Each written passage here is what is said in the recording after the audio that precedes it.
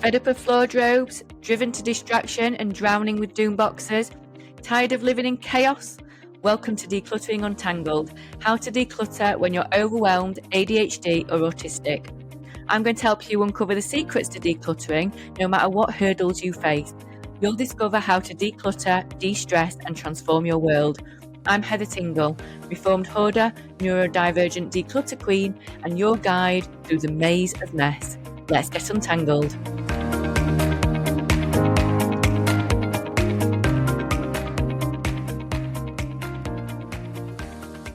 Hello Untanglers and welcome back to another episode of Decluttering Untangled with me, your host Heather Tingle. Today I want to talk about a mistake that I see all the time, and it's a mistake so many people make when decluttering and organising their homes, which causes so many problems later. And it's quite sneaky because it feels like a real solution in the moment, feels like progress, it feels like you're getting all organised, but actually it makes everything harder later down the line. I am talking about splitting or extending a category. And I want to give you a bit example of what I mean. So you're decluttering a space, let's say your kitchen cupboards are overflowing, you got to the point where things are like stacking up and you can't close the door properly. So you start pulling things out and you get to a point where you start to panic a bit. Like there's stuff you should let go of. And I hate the word should because we really need to rethink what it's saying when we say that. But you are looking at all the things that you want to keep and you're realising if you put them all back, they either weirdly now won't fit or it's going to be a real struggle. So what you do, instead of making a really tough decision and still minimising it, you find a workaround. And it makes sense. So what you do is you take some of it and you put it somewhere else. So a backstock cupboard in the garage, for example, a shelf in the cellar or a box under the stairs. And in that moment, it kind of feels brilliant. Like you are on top of this organisation. The kitchen cupboard closes properly again.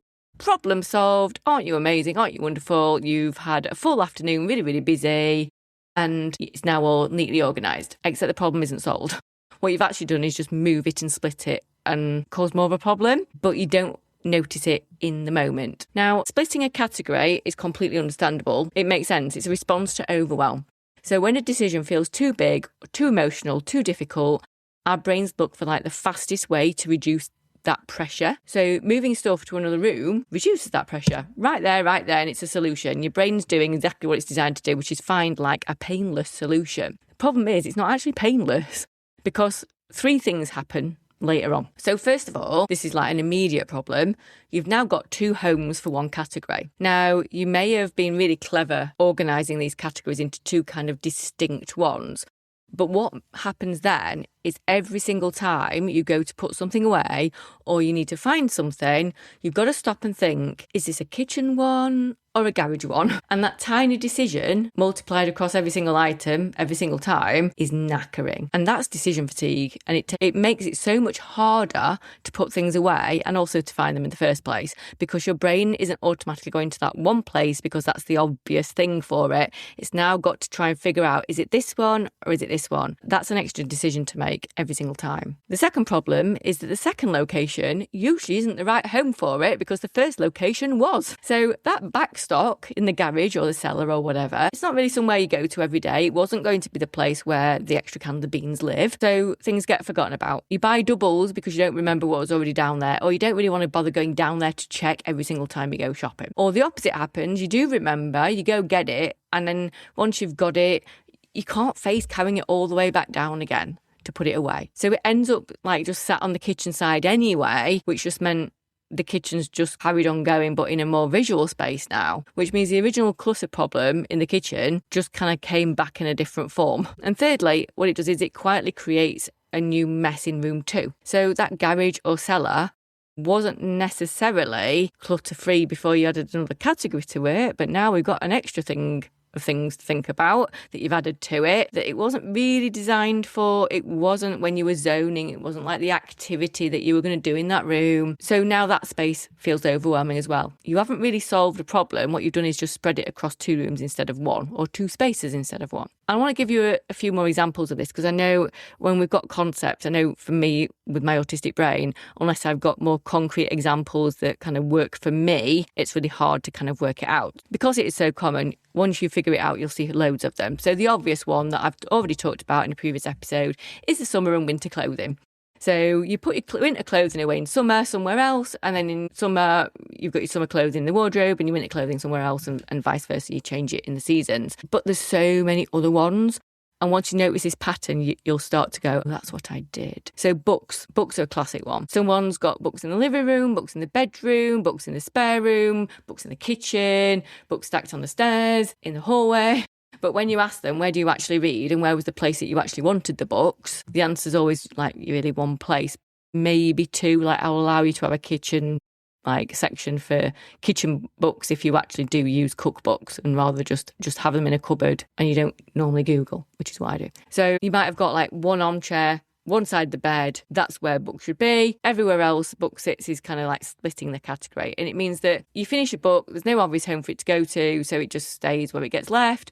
Or what happens, and generally did happen with me, I'd end up with temporary piles of books that I were going to read at some point, but they never quite made it. Children's toys are another big one. So toys in the living room, toys in the playroom, toys upstairs in the bedroom, and you think, right, I'm going to go all in and only ever have them in my living room because that's where they actually play with them, and because they then don't fit into the toy box that you bought, like, oh, well, I'll put like some of these in the bedroom because they're more bedroomy type ones. Your child is going to get so confused because when you put them away, you can out which category a toy belongs to. That is such a lot to ask of anyone, including you, but a child, that's even harder. So what do you do instead? The fix is hard. This is not easy. If decluttering was simple and was easy and didn't cause short circuits in your brain to try and figure out what's going on, then I would be out of a job. So picking that one home based on where that category makes sense with the strategy and the systems that make sense for you and your household, sticking with that place. It makes sense, and then you reduce what you have until it fits in there. Or you reduce another category in that same space so that, for example, whatever's next to it, you can then reduce that even more, and then you've got more room and space for your original category. That is hard to do, but it makes such a massive difference to your life when you get it right. So if you choose one home for your kitchen items and everything still doesn't fit, it will creep back in because the overwhelm hasn't gone anywhere, you've just moved it. The category needs to be small enough to live in one place comfortably, with room to put things away without a fight or some kind of weird organisational Jenga where they only fit in if you put things a certain way and then you've got to close the door really quickly. Make sure you have room, 75-80% space, 20% ideally room to grow, so it's easy to put away. So for books, that might mean picking a reading spot and asking, actually, how many books do I actually read? How many can I actually read in my lifetime, really? And want to read again, or really still want to enjoy again. It may be that you get rid of the worthy ones that you're never going to read, but they just look good, or you think, oh, maybe one day, but you're not really excited about it. And you keep the ones that maybe are a bit embarrassing, a bit trashy, but you really love them and you'll read them all the time. Maybe using a library to swap books rather than housing them all in your own home. For toys, it might mean choosing one toy home and having a really full-on cull, which seems really terrifying. And I think it's even harder when it's your children's stuff, if you've got children, because there's a lot of extra guilt and worry involved in that, because it's kind of not your stuff, it's theirs as well, but you're responsible for it, and you don't want to traumatise your child. And it's hard when you first start decluttering because you've not really got used to the positives of living with so much less, and you can be really fearful of letting go of volume. It can feel really scary and really wasteful, and it also can make you feel like you're going backwards in life, like owning so little. But even if you let go of loads, you've probably still got an awful lot, and you will let go of more later when you see the benefit of it. Like you'll do your house properly, declutter totally, you'll declutter it properly, and then maybe a year down the line as you start maintaining, you will be so much more ruthless and get rid of so much more because you'll realise that you've still got lots and you've not missed any of what's gone, and life's a lot easier now. So if you're listening to this and thinking, oh no, I've got 4 categories of stuff that I've done this to, that's normal. Don't worry, splitting a category is the compromise we kind of reach for when a decision feels really hard in the moment.